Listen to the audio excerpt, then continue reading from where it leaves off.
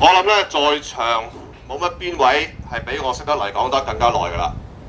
我諗連阿黎太都冇得揮啊，因為黎廣德咧係我九龍華人早我一屆嘅師兄。咁佢同我咧亦都有特別一個淵源嘅，就係九龍華人學生會係由我一屆開始普選學生會主席。咁我之所以能夠成為第一屆普選嘅學生會主席呢，亦都係黎廣德一手促成嘅。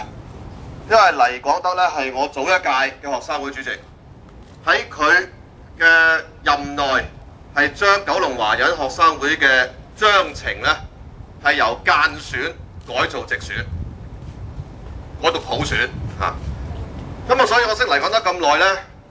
就我都可以有足夠嘅資格嚟到去講一講。其實 Albert 咧就自從呢個做中學生嘅時候咧，已經係充滿使命感嘅。咁呢個使命感咧係一直都保持，呢個赤子之心咧係一直都可以維持得到，呢個係難得嘅。因為其實幾十年下嚟咧，好多人一係就喺稜角已經磨到係非常之圓滑。或者係非常之功利，即係將一啲後生時候嘅理想咧，都係忘記咗。咁但黎廣德咧係屬於嗰一種咧，喺人生嘅路上經歷咗唔少，然後將呢一種經歷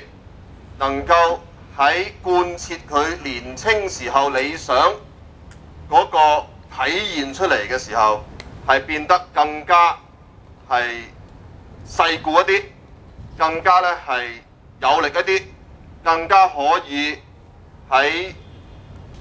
居中斡旋不同嘅利益、不同嘅組群之中咧係發揮出嚟。咁呢一份赤子之心咧，我係一直咁多年都見證嘅。咁我都非常之高興，佢係同意真係今次拋我身出嚟。嚟有參選立法會，因為喺今時今日呢一個咁嘅政治環境同埋氣候之中，你要一個專業人士能夠係作出一個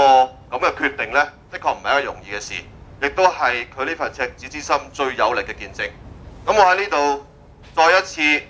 係好衷心去預祝黎廣德呢個選舉工程係順利，亦都希望呢為香港立法會增添一員猛將。多謝各位。